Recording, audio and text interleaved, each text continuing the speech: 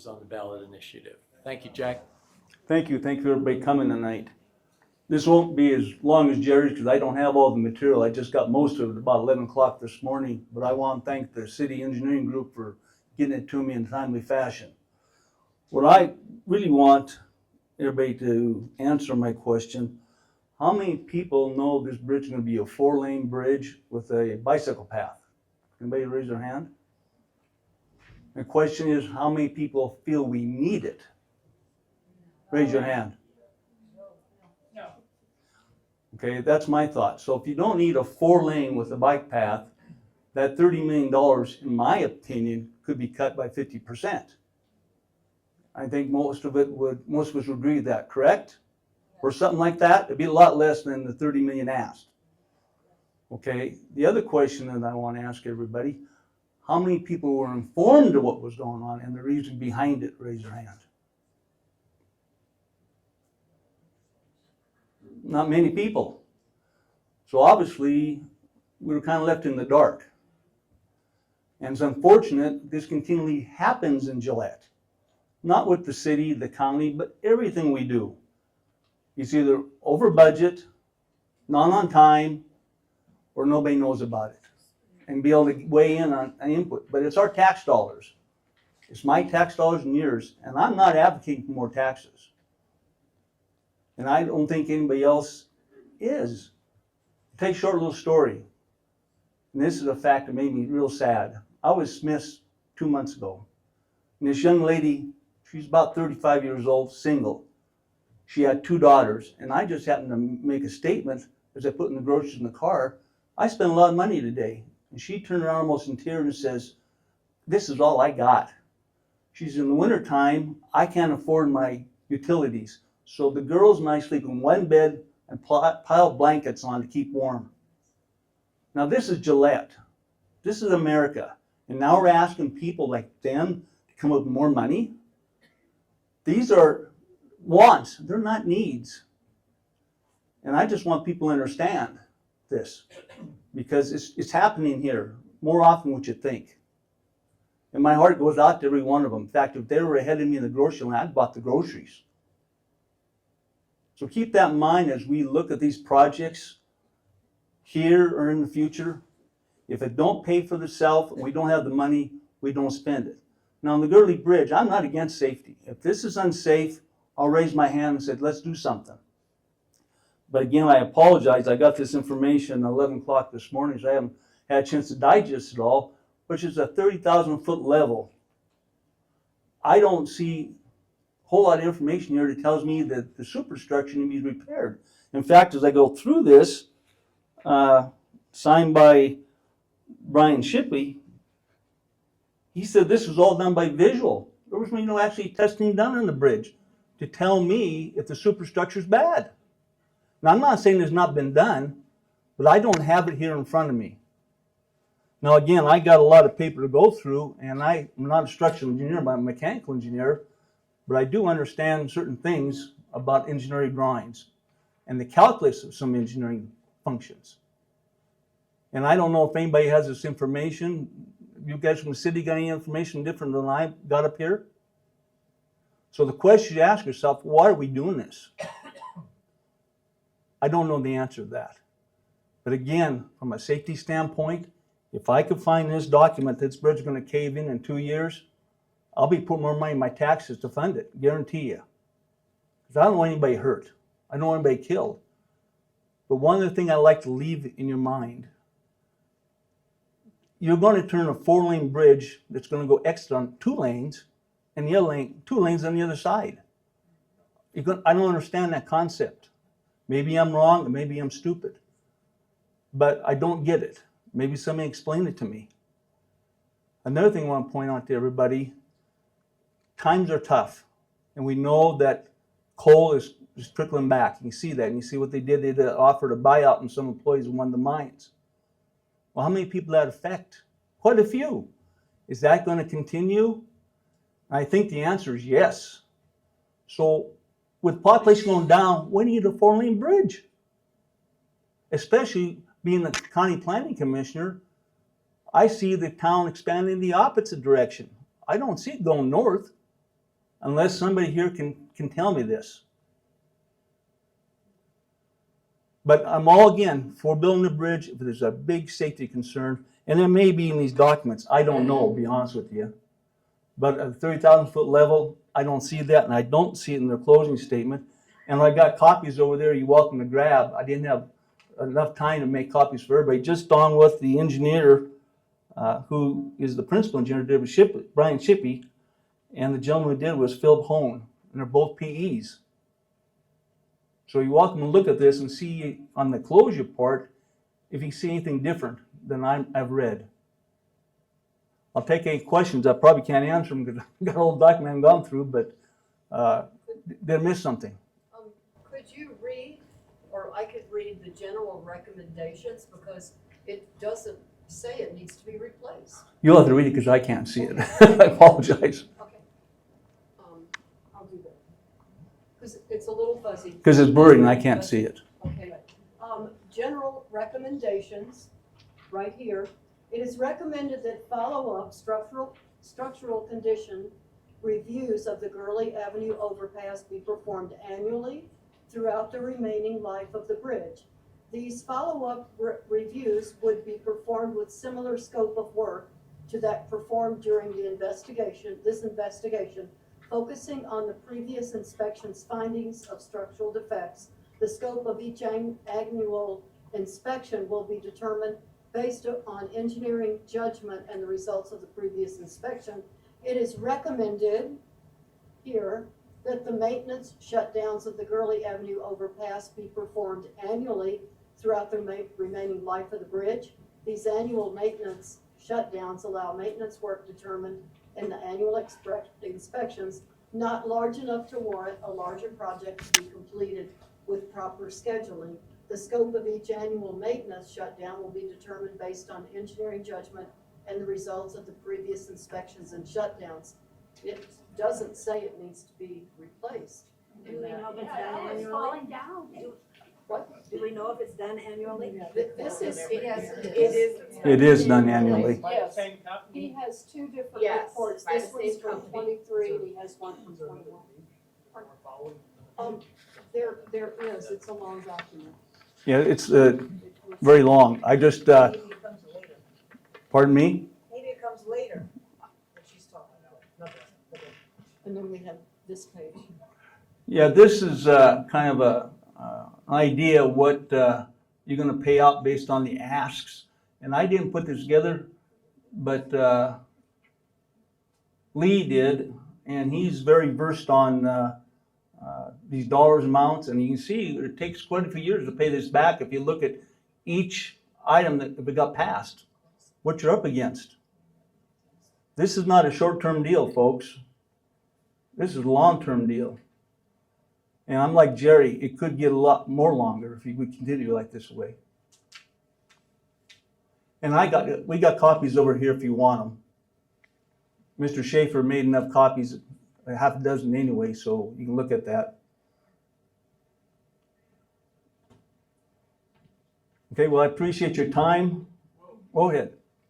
I have one question for you, Jack, because I was at the county commissioners meeting when this was presented.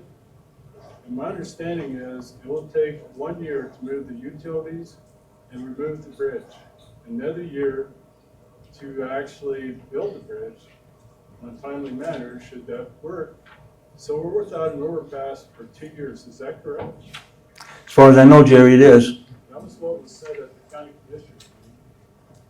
So, another question I have, and I should direct it to everybody in the room, at any time was the railroad ever contacted about moving their working yard to Rosette and freeing up our crossings? I don't know the answer. Mike or Sean, do you know anything about that? Okay, thank you, Mike. I didn't mean to put you on the spot, but I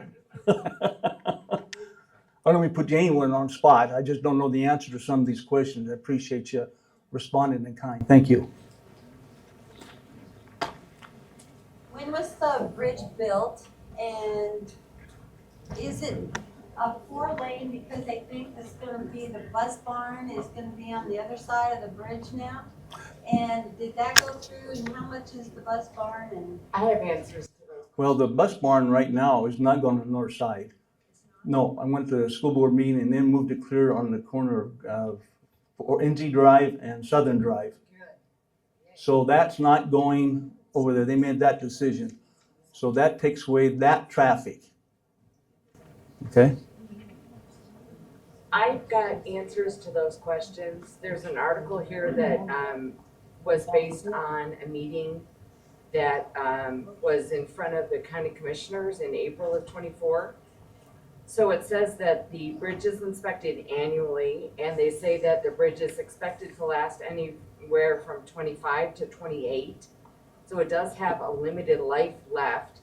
The problem is that water damage is going down into the metal, and it's not just the surface, it's, and I don't know the proper term, but it's the footing, it's all the bits that go all the way down. So it permeates and it's all rusting. So there are structural problems with it. And they've injected epoxy to make it last longer, but that can only give it a little bit of time more. And so you were talking about the school, the bus barn is not gonna be using it, that's what they say. Cause that question was answered in this article as well. So, And that's good information. I guess I was after, when I made this ask, I thought I'd get a conceptual drawing of the new bridge, what it looked like to present that tonight, but I did not get that. And also a little different cost breakdown and also a little better summarization on how they were drawn to make this ask. right. I have not seen that yet. And when we talk here, all they use binoculars and things of this nature to say that it's a justification to build a bridge. I'm sorry, that's not the answer. And I don't know, you guys can offer up, is there another firm looking at this, a structural engineering group, but that's what they recommended. I don't know. So I'm reading the closure document here, Yeah, and it basically says they did a kick the tires test on the bridge. They just looked at it and looked around.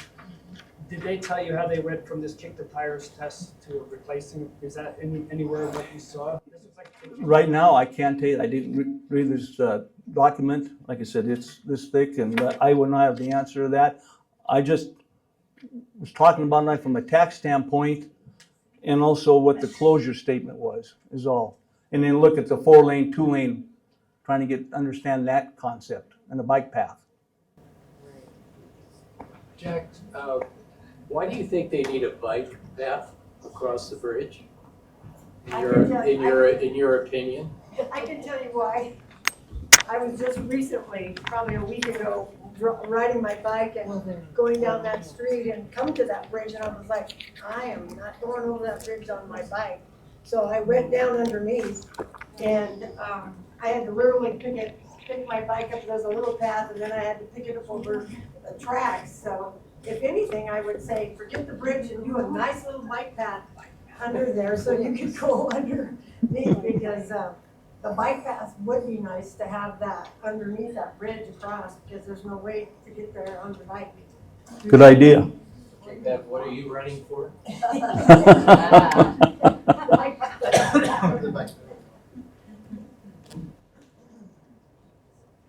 Sometimes I go through their, the path that she's talking about, and I've seen tracks in the wintertime. There's a young man that rides a bike. Now, I would really like to see a footpath, pedestrian path there, because if you're on a bike, you can walk your bike. Probably be a lot safer. Right. But the thing I have about it is it should have been done years ago, and it should have been done with the money that went for the pie in the sky things that they're doing out at the Camplex, Field of Dreams, which cost us millions of dollars. And so personally, I intend to vote against it because they build their pie in the sky things with the tax money that should go to our infrastructure. And then they expect us to pay another cent on our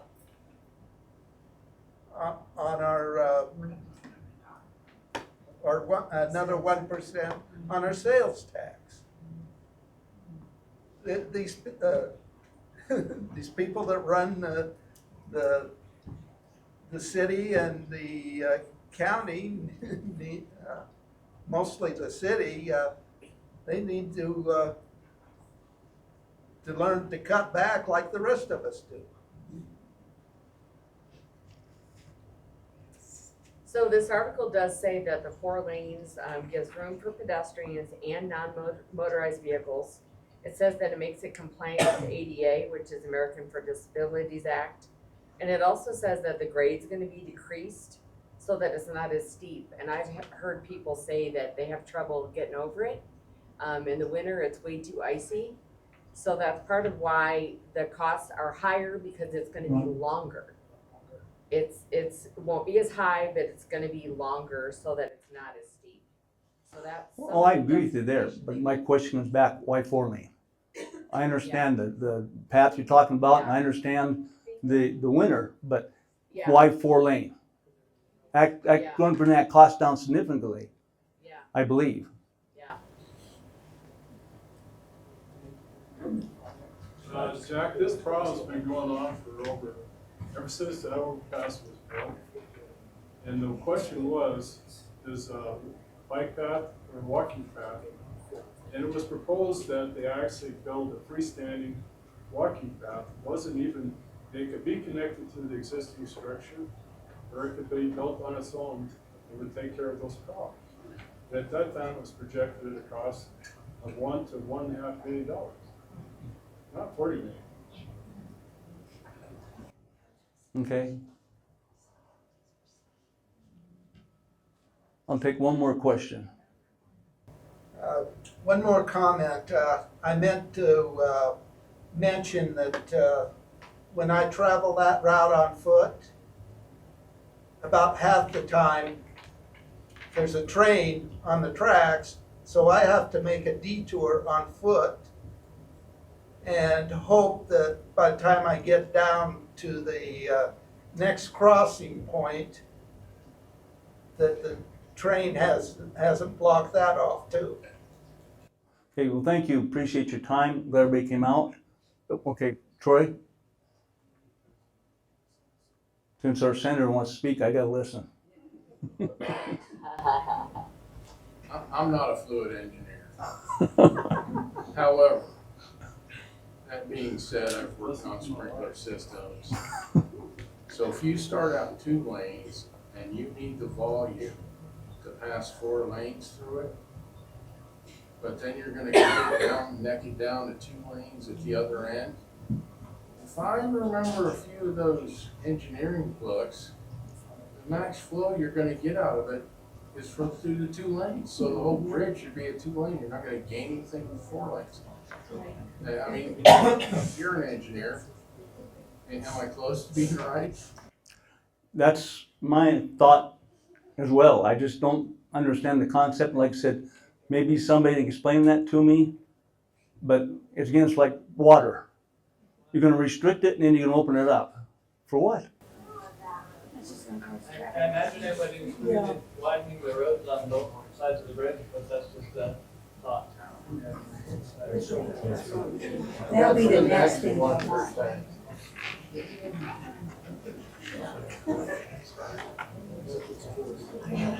Don't ask me too tough questions, Mike, because you got all the answers. The cost does include widening the roads on either end of the bridge, so it's not just 4 lane over with 2 lanes on either side. And I don't remember exactly. I think on the north side, it's gonna tie into Warlow with the widened section. On the south side, I don't know how far south we went. It was either 6th Street or 7th Street by that way. And that's why I wanted the conceptual drawing, Mike, to see that, but I didn't get that. Mike, that's the reason why I asked for the conceptual drawing, because I wanted to see that and I didn't get it. Oh, yeah, there's, in the packet, there's just some red lines. Yeah, that's right. So again, You gotta dig a little bit. you have to dig a little bit, and I didn't have the time, but I appreciate clearing that up for me. Thank you. Okay, so my question is, if we vote no and they decide to do all these projects, where's the money gonna come? Are we gonna raise our property taxes again? Good question. This being the city doesn't have a large effect on your property taxes, because their revenue comes from sales tax. Am I correct, Mike? So what you would see in raising your property tax is like the Camplex, or the 1% excise tax, which is gonna be a sales tax essentially, but not a property tax add-on. Okay? Isn't there any way to cut some of the fat out of the projects before, amend it before it gets voted on, where you're not, the dollars are decreased by maybe a few million? I can't answer that question because obviously I wasn't involved on the ground floor of this or the Camplex. But again, Mr. Cole, Mr. Brown, I think they've done about all they could do. Well, I was maybe referring. Oh, the Camplex. I think there's a lot of room personally myself, but again, I'm not like Jerry. He's a nuts and bolts guy. And Kelly, I mean, those people know the ins and outs of that. But that's a good question and should be asked. Prior to them building the original overpass, if it did not pass with the voters, the next alternative was a crossing over by where the Black Hills Trucking used to be at. So why not, if the bridge is that bad and if it's gonna cost that much, why not go with a better crossing down further that will utilize, and it'd be a lot cheaper in the long run, and it would just be down where the old Getter Trucking was. Because that was the backup plan prior. That, I guess, is an option. I guess you'd have to suggest you come to the city council meeting and present that to the mayor and the council people as an option. That was before my time. But I think at this point, you've got what you got based on this vote here November 5th. But it doesn't hurt to bring this up. If this does fail, what other options are available to achieve the same goal? Does that make sense? And I just wanted to put that out there so people could think about that too. Okay. There was a crossing at Getter Trucking. Pardon me? I said there was a crossing at Getter Trucking. Right there, it wasn't an overpass, but it was a path over the railroad tracks. Yeah, like a little dirt road thing. Yeah. I remember. Well, as a side note for myself, as these projects come around, it'd be nice to have options versus, well, here's the package. What are things we looked at? Were they reasonable or unreasonable? What were the costs associated with it? What did the general community feel like? Because at the end of the day, it's a community decision. It's not my decision when I get elected to city council. It's not your, Mr. McEwen's or Kelly. It's the community. I'm back to Jerry's camp. So I'll leave it there for tonight, and I'll promise to dig through this. And if you want to call me up, I'll gladly walk you through it and get some more information from people that know a little more about structural engineering than myself. Thank you. Thank you, Jack. I hope this was helpful tonight. If you're running for office, would you stand, please? If there's anybody here running. To be recognized, yes, so people can talk with you. So we can all go to these folks and Recognize your school board candidate, is that okay?